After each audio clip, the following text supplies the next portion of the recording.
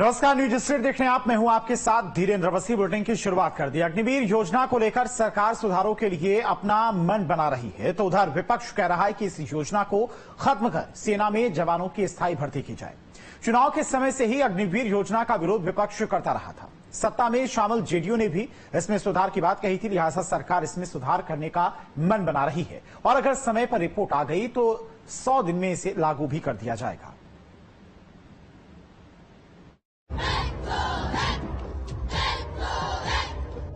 अग्निवीर योजना बदलाव की तैयारी। 70% अग्निवीर हो सकते हैं नियमित।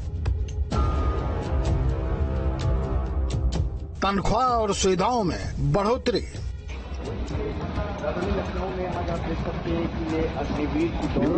हाल ही में हुए लोकसभा चुनाव के दौरान सेना में अग्निवीरों की भर्ती के मुद्दे को विपक्ष ने जमकर उछाला था और इस मुद्दे को लेकर विपक्ष ने काफी हद तक युवाओं की भावनाओं को छुआ भी था, उनकी दुखती रग पर हाथ रखा था। विपक्ष की अधिकांश रैलियों में नेता अग्निवीर का मुद्दा उठाकर युवाओं की भीड़ बटोरते रहे और प्रधानमंत्री से लेकर उनकी सरकार के मंत्री इस मामले में जनता को वस्तुस्थिति से अवगत कराने की कोशिश करते रहे। अपनी चुनावी रैलियों में कांग्रेस नेता राहुल गांधी तो ये कहते दिखे थे कि अगर गठबंधन की सरकार आई तो वो इस योजना को रद्द कर पहले की तरह से ही भर्तियों पर जोर देंगे। ये अग्निवीर में पता है क्या किया इन्होंने हिंदुस्तान के जवानों को मजदूर बनाया है। हम अग्निवीर को कैंसिल करेंगे और जैसे पहले हुआ करता था वैसे करेंगे। ये सच्चाई है अग्निवीर की। हिंदुस्तान का हर एक युवा जानता है कि अग्निवीर का मतलब हिंदुस्तान के जवानों को मजदूर बनाना है। धन्यवाद। अब तो चुनावी रैलियां भी खत्म हैं और चुनाव भी। तीसरी बार आई मोदी सरकार ने शपथ लेकर अपना काम भी करना शुरू कर दिया है और इसके साथ ही सरकार ने इस योजना में बदलाव की तैयारियां भी शुरू कर दी हैं। सूत्रों के मुताबिक सरकार की ओर से बनाया गया एक रिव्यू ग्रुप योजना की खामियों और सुधार पर प्रेजेंटेशन देगा, जिसके सुझावों को सरकार लागू कर सकती है। तो फिलहाल इस योजना पर नजर डालें। मोदी सरकार ने 16 जून 2022 को अग्निपथ योजना चालू की थी, जिसके तहत आर्मी, नेवी और एयरफोर्स में 4 साल के लिए नौजवानों को कॉन्ट्रैक्ट पर भर्ती किया जाता है। 4 साल बाद जवानों को उनकी कार्यक्षमता के आधार पर रेटिंग दी जाएगी। इसी रेटिंग के आधार पर 25% अग्निवीरों को परमानेंट सर्विस में लिया जाएगा। इनकी भर्ती पर्सनल बिलो ऑफिसर रैंक यानी PBOR के तहत होगी। साल में 2 बार रैली के जरिए इनकी भर्तियां होंगी। अग्निवीर बनने के लिए 17.5 साल से 21 साल के बीच उम्र होनी जरूरी है और 10वीं पास होना भी। 4 साल से पहले अग्निवीर अपनी सेवा नहीं छोड़ सकते। जानकार मानते हैं कि सरकार ने ये योजना साल दर साल बढ़ते डिफेंस पेंशन अमाउंट को कम करने के लिए लॉन्च की थी। इससे पेंशन का बोझ घटेगा। एक अनुमान के मुताबिक अग्निवीरों के एक बैच के वेतन पर सरकार को 1054 करोड़ की बचत हो सकती है।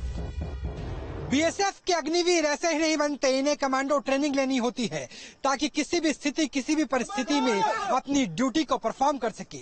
और वही स्थिति हिमालय की इन वादियों में भी नजर आती है, क्योंकि अग्निवीर बनने के लिए अग्निपथ पर चलना जरूरी है, अग्निपथ पर उड़ना जरूरी है। और वही चीज यहाँ पर हमें बीएसएफ के ट्रेनिंग सेंटर में नजर आ रही है। हिमालय की ऊंची ऊंची पर्वतमाला है और यहाँ पर लगातार कमांडो ट्रेनिंग चल रही है, यानी जिस्मानी रूप से और जिस्मानी के साथ साथ दिमाग से भी इतने मजबूत बन जाए कि किसी भी परिस्थिति, किसी भी स्थिति का सामना भारत के पहले प्रहरी, जिन्हें बीएसएफ की फर्स्ट लाइन ऑफ डिफेंस कहा जाता है, वो करने के लिए तैयार रहे।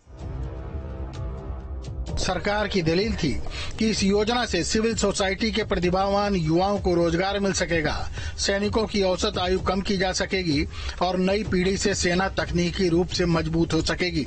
4 साल की सेवा पूरी करने के बाद जब ये समाज में जाएंगे तो अनुशासित होकर जाएंगे। लेकिन विपक्ष को जिन बिंदुओं पर ऐतराज है, उसके मुताबिक योजना में सिर्फ 25% अग्निवीर ही स्थायी हो सकेंगे। बाकियों के रोजगार की क्या गारंटी है? 4 साल की नौकरी के लिए 3-4 साल की तैयारी करते हैं, फिर बाहर हुए तो नया काम सीखना पड़ेगा, क्योंकि हथियार चलाने वाला काम तो उन्हें कहीं और मिलने वाला नहीं। अगर ये दूसरे देशों में नौकरी करते भी हैं तो भी हमारे लिए खतरा ही है। पूर्णकालिक सैनिक जीवन भर कुछ न कुछ सीखता है, जबकि सीखने के लिए अग्निवीर का कार्यकाल बेहद छोटा है। और बेहद अहम बात ये कि जब अग्निवीरों को मालूम होगा कि उन्हें सिर्फ 4 साल की नौकरी करनी है, तो वो उस जज्बे के साथ काम नहीं कर पाएंगे जिस जज्बे के साथ सैनिक काम करता है। पूर्णकालिक सैनिकों की तरह कैंटीन का लाभ भी नहीं मिल सकता। इन खामियों को ही विपक्ष अक्सर उठाता रहा है। देखिए, अग्निवीर योजना को रद्द करना होगा। भारतीय जनता पार्टी की सरकार को, एनडीए की सरकार को इसे कूड़ेदान में डालना होगा, क्योंकि ये ठेके पर भर्ती की व्यवस्था जैसी है। 4 साल बाद अग्निवीर क्या करेंगे, ये देखने की बात है। उन्हें ग्रेच्युइटी, उन्हें पेंशन, उन्हें किसी प्रकार की सुविधा, उन्हें सैनिक का सम्मान नहीं मिलेगा। अब योजना में सरकार क्या बदलाव करती है, 4 के 7 साल करती है, या ग्रेच्युइटी देती है या नहीं देती है, या कैंटीन की सुविधा देती है या नहीं देती है, जब तक उनको पेंशन नहीं मिलेगी बच्चों को, जब तक उन्हें सैनिकों का सम्मान नहीं मिलेगा, और सैनिकों का सम्मान मिले, उनको पेंशन मिले, तो उसके बाद अग्निवीर योजना अपने आप रद्द होगी। सरकार को चाहिए कि अग्निवीर योजना को तुरंत के तुरंत रद्द करे। बात बहादुरी से काम नहीं चलेगा, काम बहादुरी से काम चलेगा। हम समाजवादी लोग हमेशा से अग्निवीर योजना का विरोध करते आए हैं। भाई, जो यूथ होता है उसे रोजगार चाहिए। अब 4 साल का रोजगार अगर भारतीय जनता पार्टी की सरकार दे रही है तो यूथ के साथ अन्याय है। इस योजना को सरकार जितनी जल्दी वापस ले ले, उतना ही यूथ का कल्याण है। लेकिन अब सरकार ने इस योजना में संशोधन पर विचार शुरू कर दिया है। सरकार सेवा काल को 4 साल से बढ़ाकर 7 साल कर सकती है। भर्ती की अधिकतम आयु सीमा को बढ़ाकर 23 साल तक किया जा सकता है और नियमित सेवा में शामिल होने वाले अग्निवीरों का प्रतिशत 25 से बढ़ाकर 70 किया जा सकता है। इनकी सैलरी में भी सुधार होगा। किसी पेशेवर एजेंसी की मदद से सरकार अग्निवीर सैनिकों को सेवा खत्म करने के बाद दूसरी नौकरी खोजने में मदद कर सकती है। नए प्रस्ताव के अनुसार अब से भविष्य में 50 से 60% अग्निवीरों को रिटेन किया जाएगा। इससे सबसे बड़ा फायदा ये होगा कि जो अग्निवीर हैं, जब वो फौज में रहेंगे, जब वो 7 से लेके 8 साल तक फौज में सेवा देंगे, तो वो ज्यादा मैच्योर और ज्यादा डिपेंडेबल बनेंगे।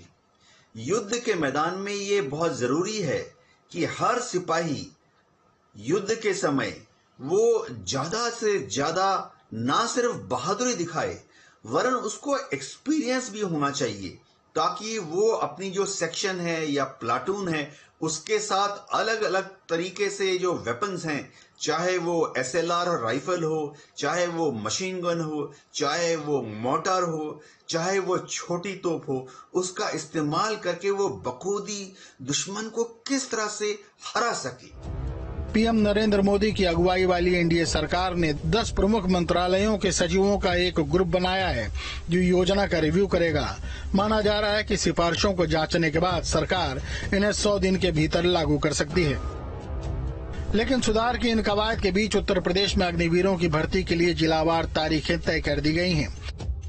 25 जून को 10वीं पास अग्निवीर ट्रेडमेंस और 8वीं पास अग्निवीर ट्रेडमेंस की श्रेणी के लिए अंबेडकर नगर, अमेठी, अयोध्या, बस्ती, कौशाम्बी, कुशीनगर, महाराजगंज, प्रयागराज, रायबरेली, प्रतापगढ़, सुल्तानपुर, संत कबीर नगर और सिद्धार्थ नगर में रैली का आयोजन है।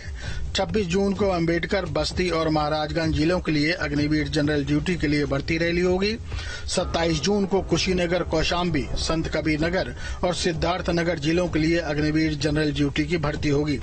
28 जून को सुल्तानपुर और प्रयागराज के लिए, 29 जून को प्रतापगढ़ और अमेठी के लिए और 30 जून को अयोध्या और रायबरेली के लिए अग्निवीर जनरल ड्यूटी की भर्ती रैली होगी, जबकि 1 और 2 जुलाई को सभी का मेडिकल परीक्षण होगा। उत्तर प्रदेश में होने वाली अग्निवीर भर्ती रैली का शेड्यूल जारी कर दिया गया है। अगले 24 जून से लेकर 30 जून तक ये रैलियां प्रदेश के अलग अलग हिस्सों में, अलग अलग जिलों में आयोजित की जाएंगी। दर्जनों ऐसे जिले हैं जहां पर जो अग्निवीर हैं वो इन रैलियों के माध्यम से भर्ती हो सकेंगे। वहीं 1 और 2 जुलाई को मेडिकल टेस्ट यानी कि मेडिकल परीक्षा किया जाएगा। 24 और 25 जून को अग्निवीर जो टेस्टमैन है और साथ में जो अग्निवीर सहायक कार्यालय हैं उनकी भर्ती होगी। बाद में जो जनरल ड्यूटी के अग्निवीर होंगे उनकी जो भर्ती रैली है वो आयोजित की जाएगी। देखा जाए तो अग्निवीर भर्ती रैली पिछले काफी समय से बहुत प्रतीक्षित है, क्योंकि हजारों ऐसे युवा हैं जो अग्निवीर की तैयारियों में जुटे हुए हैं। वीडियो जर्नलिस्ट सबलोचन के साथ अविनाश सिंह, न्यूज स्टेट, लखनऊ।